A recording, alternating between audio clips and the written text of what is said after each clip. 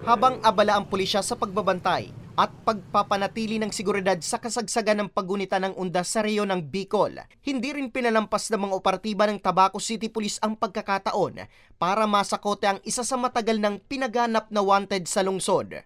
Matapos ang 14 na taong pagtatago sa batas, tuluyan ang napasa kamay ng otoridad ang 34 anyos na akusado sa kasong robbery with violence against or intimidation of person sa Santa Cruz, Manila. Pasado alas 6 ng umaga noong Undas, November 1, nang mahuli siya. Ayon kay Tama. Police Lieutenant Colonel Oo. Cirillo, 2011 nang pasukin nito ang isang bahay sa Tabaco.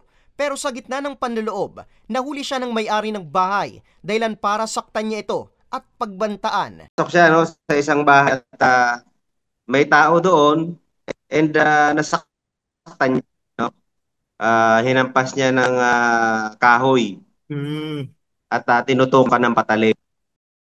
Pansamantalang nakakulong ang suspect sa piitan ng Tabaco City Police at nakatakdang ilipat sa Bureau of Jail Management and Penology sa Albay. Haharapin niya yung naging kasalanan niya, yung consequence kasalanan niya. Time, makikita rin ng ating mga kababayan na kahit malayo